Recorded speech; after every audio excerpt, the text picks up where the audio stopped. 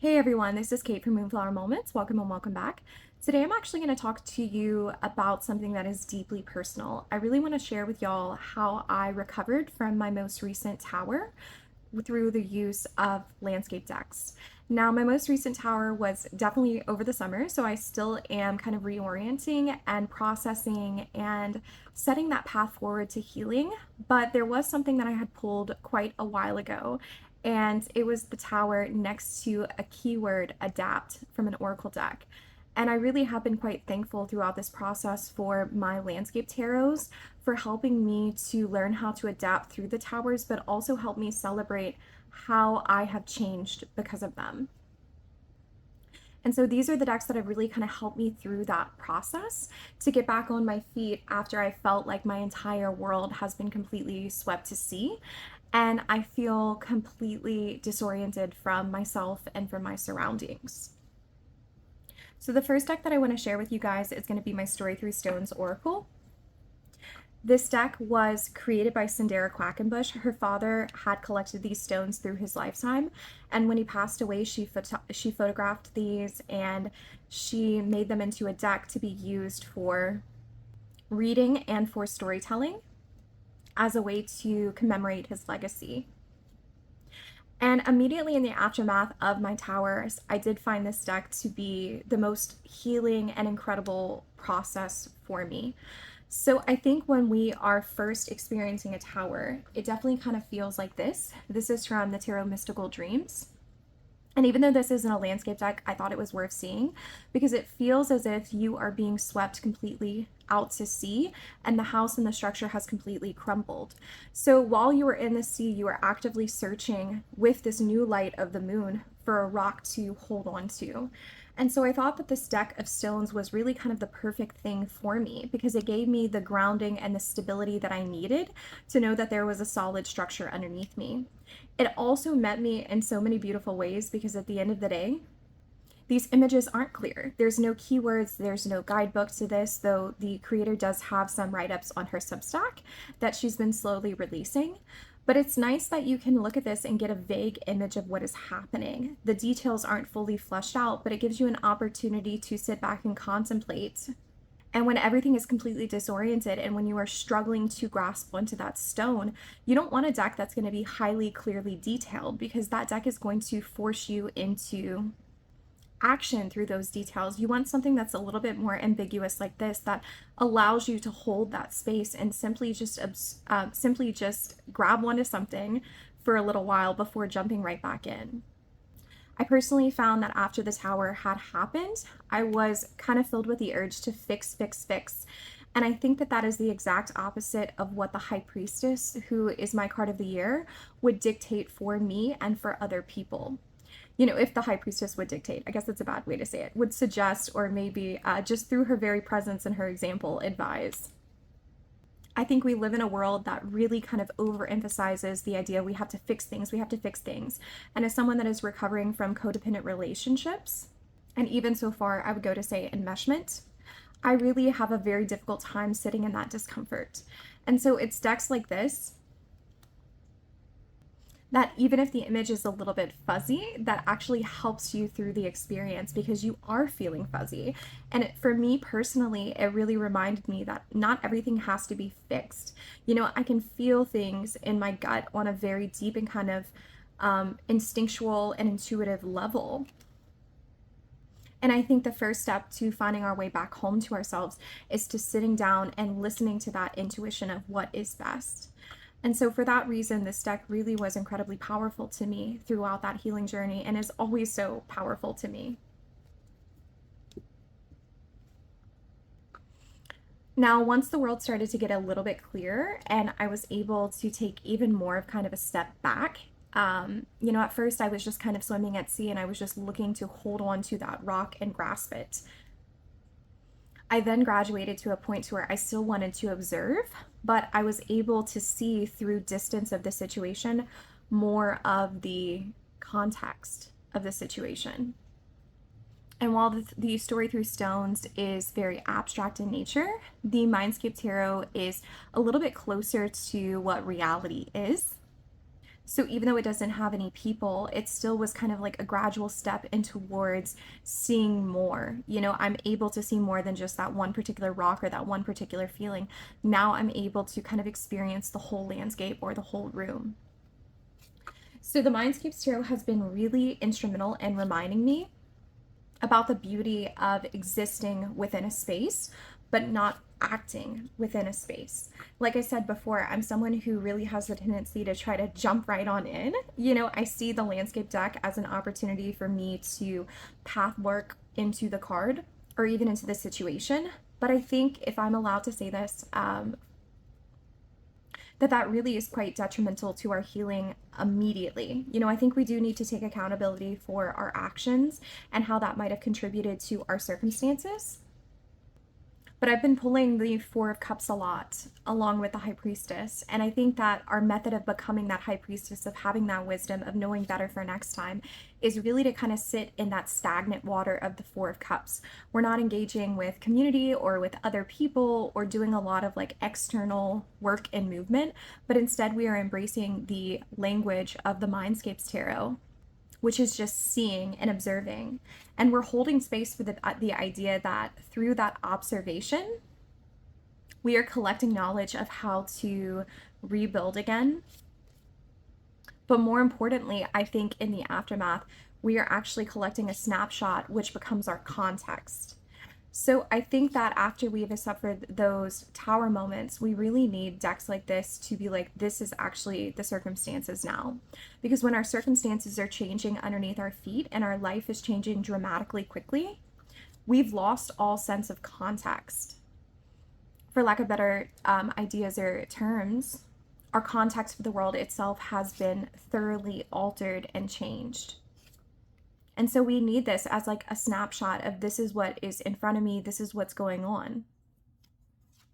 But also decks like this give us a chance to breathe because there are no people in here. So there's not an immediate need to fix and to correct and to alter and to change, you know, and that's not saying that we should run away from our accountability. And that's not saying that we should just sit there and wallow in the Four of Cups space. But sometimes by choosing to wait, we're actually giving our nervous systems a chance to breathe. You know, we can look at this World card or even this Magician card and say, yeah, this is what is in front of me, but I'm not quite ready to jump right into the active energy of the Magician. I see it there and I know that that's a choice for me, but you actually give yourself power back by saying, I want to look at what's there. I want to see what the context is around me, but I don't want to fix it right now. I don't want to engage. I don't have to fix it right now. I can instead give my nervous system a bit of a break and know that when I'm ready, these landscapes will be ready for me to jump back into them. And there's so much power in that. I don't think that we see disengagement as a choice. It's not one that really is seen and validated often, but sometimes that disengagement, sometimes that rest, sometimes that sitting in the Four of Cups space, even if those emotions are really heavy, is exactly what you need through that four, through that stability, to just take a breath and catch yourself. And coming into a spot of acting as a High Priestess, we can look at the atmosphere and we can say, you know, here's a temple, I'm free to go inside of it. But the High Priestess doesn't go inside the temple of the Hierophant. Instead, like these decks can teach us, she carries the wisdom of that temple within her. And that's how she rebuilds, and that's how she starts again. With new schemas, with new frameworks, with new context, with new knowledge to rebuild from a solid structural base, as opposed to a base that is fractured or fragmented or built in a false reality. And so I think that this deck can also be used, you know, in two ways, from acting as that observer that is doing that internal work, which is just as valid as that external work, as that thing that has that tangible outcome of, I'm fixing the situation and I'm doing this. The internal processing is just as important. But I think that this deck can also be used when you're ready to dip your toes back in. So we can't sit in that Four of Cups space forever. I recently pulled a reading and it was the Four of Cups, and it was paired with the deck that I'm about to show you, which is the Bloodlands Oracle. And this is the reading that one inspired me to get off my ass and actually make this video, but also to see the truth of what I'm experiencing for what it is. So this is the Enchanted Forhaxa Tarot. I'm going to show you a few more cards from this deck in a second, as well as the Bloodlands Oracle to the left. And I definitely think with this Four of Water, there is an image here of a woman who is disengaging, and it could be for two reasons. It could be because that water is so heavily compelling her in. Those heavy emotions, the processing of those emotions, the not knowing where to go and what to do with those emotions. But it also could be a romanticization. There we go. Romanticizing the stagnancy, because it's really easy to kind of get stuck after the Tower and to want to hold on to this stillness. The stillness kind of feels safe. At a certain point, the pain starts to feel safe because it's what you know. Like this mermaid in particular, you kind of get stuck in the stagnation of looking at yourself and going through those intrapersonal, introspective loops. We ask ourselves questions like, why did this happen to me? What is wrong with me? How can I make sure it doesn't happen again next time? And while some of those questions are rooted in honorable intentions and honorable sentiments, if we pull too much on those ideas, we actually are invalidating our growth by putting ourselves in this mindset of, I have to fix it, I have to fix it, I have to fix it, I have to fix it, invalidating our need for rest, but also becoming addicted to our suffering because we feel like we deserve the self-guilt. And this is particular to me because I definitely had a role in my Tower and the way that it turned out. So I think like the water that's underneath this woman, you know, this is the context. This is you reading on the context and continually going back and trying to analyze it. But sometimes we have to turn around and we have to look at this person that's trying to engage with us, and we have to come back to life. We have to rip ourselves away from those spirals, not because we're refusing to do the work, but because we realize that sometimes we know the context, we know the facts, intuitively we know what happened. And so now it's time for us to shift into this position and walk away from the water with this woman and become the sapling that grows. This is particularly relevant to me because this is actually a cypress sapling, and cypresses grow in water. So when I pulled this reading, I actually started to cry, and I felt so validated and so seen by this pairing, because at the end of the day, because cypresses can live in water, this tree is soaking up all of the wisdom that it experienced from this heavily tumultuous emotional atmosphere of the water, and it's choosing to use that to propel itself towards new growth. We deserve that. You know, we deserve the chance to let our most deepest, most intense emotional moments of our life, our towers, be an opportunity for new growth. This tree is coming through the ruins. And I think once we see that, we realize that it's time for us to come back home. So I'm going to come back to this pairing in just a second. At that moment, I decided that I was going to pull for the senses, because like someone that is kind of recovering from a panic attack, I'm sure you've heard the ideas of like count, 7 colors, or count something of every color around you, something like that. I never do that personally because it makes me anxious that I'm going to forget a color. And there's something in me that is the overachiever that just makes me panic more. But I kind of based it in this same idea. I pulled a card for the context.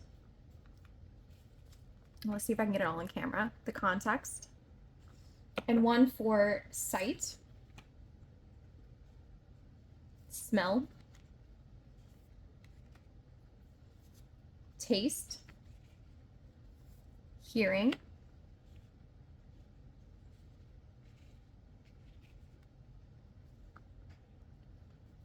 and touch. There we go. We're mostly fitted on the screen.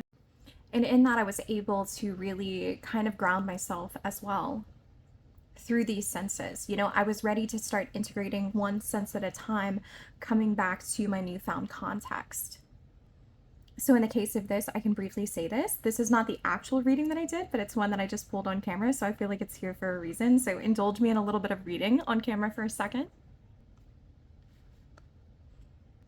So the context is that the forest is much, much, much brighter and greener and more fruitful. When I see these trees, I actually see trees that are holding hands through their underground network. They are sharing resources through the mycelium that is underneath the ground. They are linking their roots together. And so this context that I'm coming from is from a much stronger place. I know where my bonds are, and they are indeed much stronger around me because of it. What I see is lots of opportunities to work. I see lots of opportunities to finesse and to spend a lot of time engaging with the structures that are already there and that have already been built. It's a reminder that I'm not starting over fresh, but that I can actually see what is going on around me, and I can take precedent of that and take stock of that and realize that I'm building on things that I have already worked to build before. It's not a complete brand new start, but something that gives me an opportunity to build from a fruitful base. What do I smell? This is actually really interesting because you can see that the work is being actively done. So what I smell is perhaps the smell of cement or perhaps grout. We've actually, in my personal life, have been rebuilding a bathroom for quite some time, and we're almost done. And so I smell the literal concrete and the structural constructional materials, letting me know that not only do I have a strong base, but I'm continuing to work from that base. What do I taste? I taste the fresh air. You know, this definitely is you standing on this mountaintop, and you can see this as the Eight of Swords, which, you know, that air, it kind of bites, like you are kind of hurt through this process. This air is kind of bitter. You know, maybe perhaps like it hits your teeth in a way that makes them a little bit sensitive if you have sensitive teeth. But at the same time, you can take that big breath in and you can taste that fresh air, that new opportunity to see things from the highest point of view.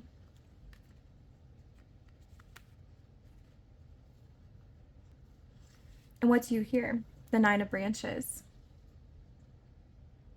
You definitely hear the wind whistling, right? There's an emptiness to this. There's kind of a blizzard that is going on that is really loud inside of your ears. So even though you are building from a strong base, you are hearing kind of the emptiness of that space. And I think that this is the card that kind of reiterates to you, because it kind of feels like you're in a cave and you hear like, I know wind doesn't exist in a cave necessarily, but you kind of hear like that vacuum, that very intense kind of auditory hearing. There's vastness here and there's loneliness here. You know, it's not like there are children playing in the wind, but at the same time, like it kind of reiterates and comes from this Eight of Spires. You know, there might be loneliness and there might be dissolution, but ultimately that is part of the experience. But you realize that it's just one part of it. It's a valid part, but this exists in the way that is heavy, in the same way that this exists in a way that there is still good. And it's important to validate both of them and to embrace both of those senses, or all of those senses. And lastly, what do you touch? Eight of Branches. This is beautiful. So you touch the new growth that's coming up. That's exactly what you touch. So I can fully see myself kind of standing both between these areas. You know, this progress on top of work that's already been done, on top of this high mountain that is lonely, but in the same time, when the sun melts, or not when the sun melts, the sun melts the snow, I think is what I was trying to say, is that I see and I can touch this new material that's coming out. And I feel in particular that like you could work with any of these senses to really help you ground yourself after the experience. So in the case of this, I would probably do two things. I would probably clean my house because I am really proud of everything that we have put in it. I have a really cool house. I love her very much. And so I'd probably acknowledge the space and start coming back home with it by starting to tidy up the base that's already there and taking pride in the work that's already been done. And then I probably would touch the new growth that's coming in my garden. It is fall here, and in Louisiana, fall is what is known as second spring, or at least to me. And so these two cards in particular, the sight as well as the touch, give me the opportunity to handle some of these more difficult things, such as the hearing and the taste. And it acts as an acknowledgement of my experience, but also a reminder that I have a choice to engage with what's coming through in a positive way, and a way that will ground me.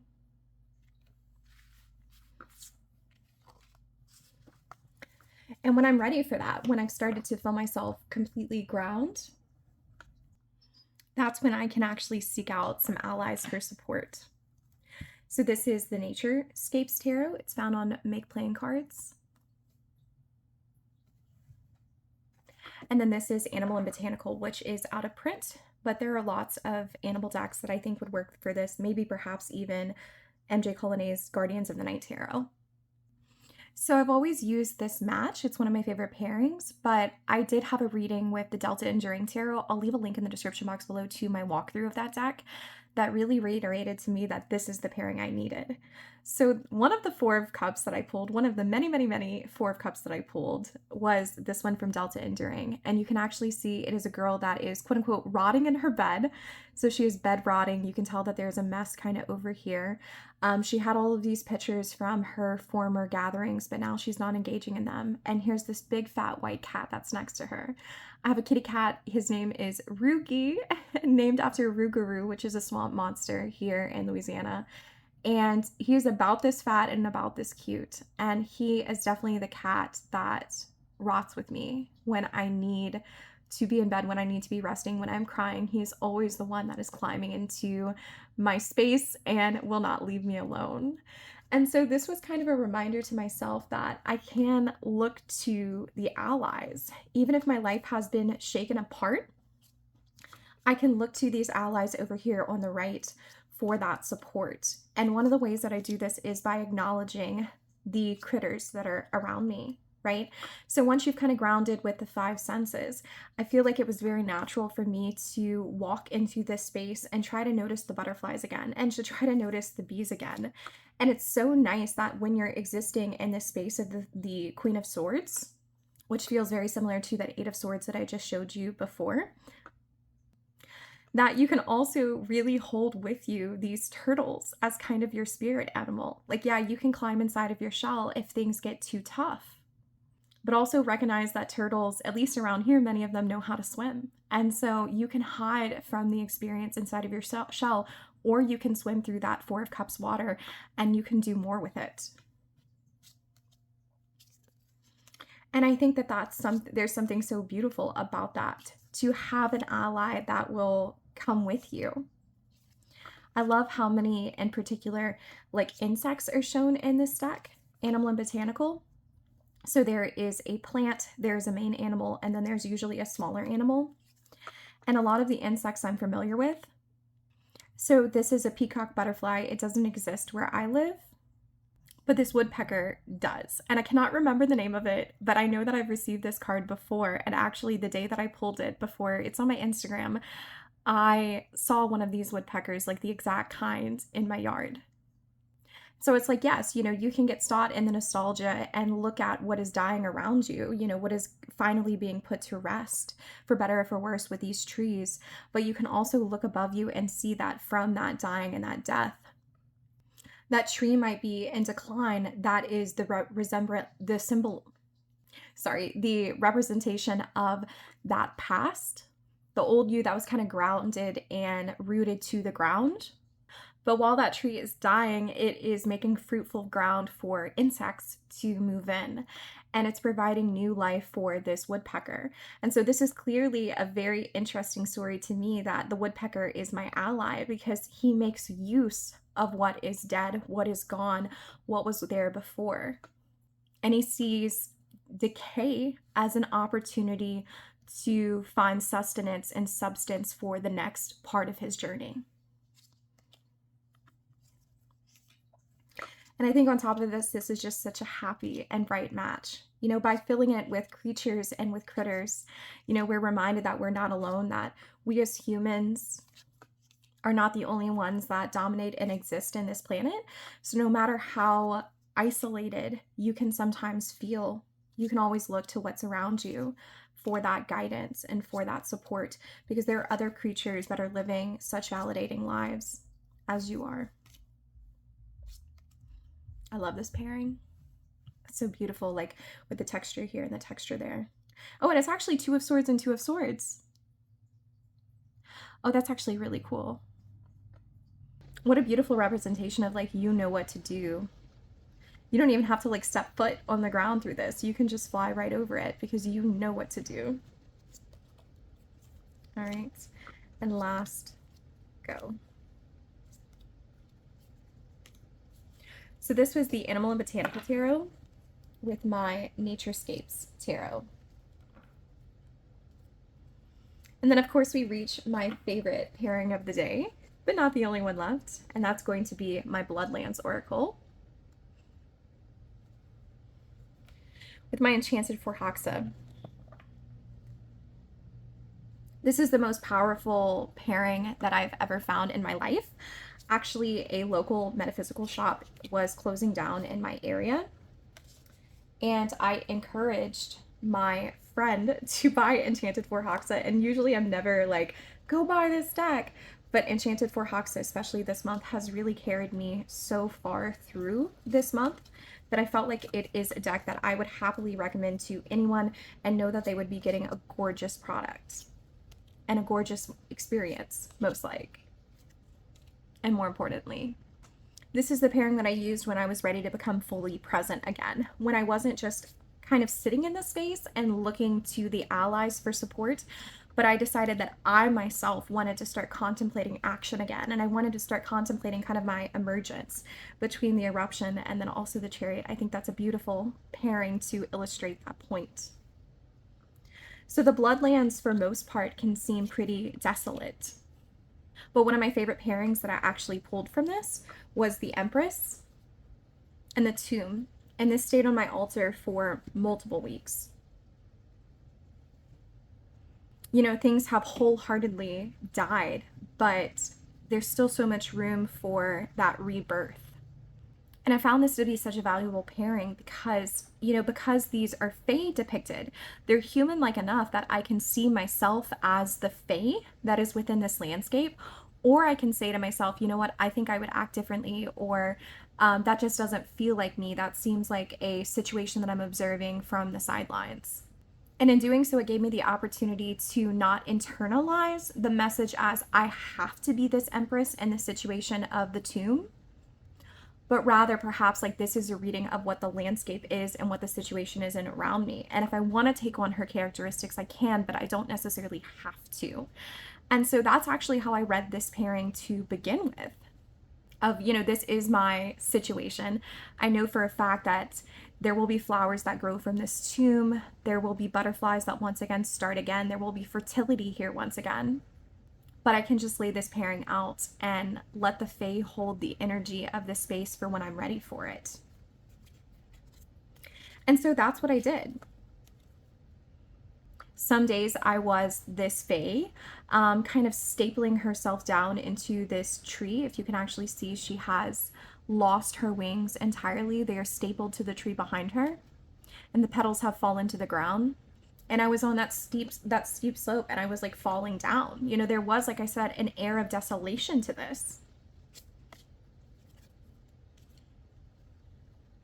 But in other cases, I was this fae that still had her wings. And even though she had experienced the death of the black roses, she saw that death, that lightning from the tower, as the forest might completely catch on fire.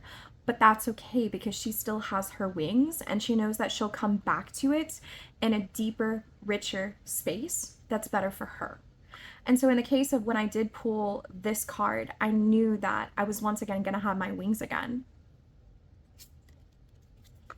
And so these were my 2 decks that I used for the Lion Hearts challenge. And so every day I pulled one from each. And I was given that choice, you know, am I this Knight of Water in this footpath? Or am I just seeing someone else who is the Ace of Air in this falls? You know, who am I and what would I do? And then I started slowly regaining agency over my life again. This was the exact pairing that I needed at that moment to really validate my experience, to start putting myself into the cards again, and to start acting like a human that was ready for more again, to start touching on that sapling that I talked about earlier.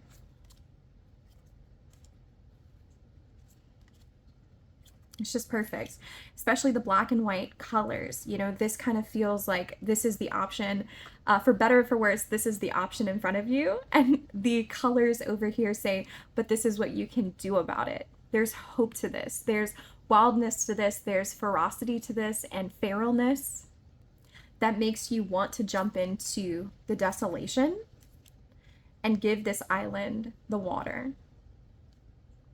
and to acknowledge the beauty of the water in that island.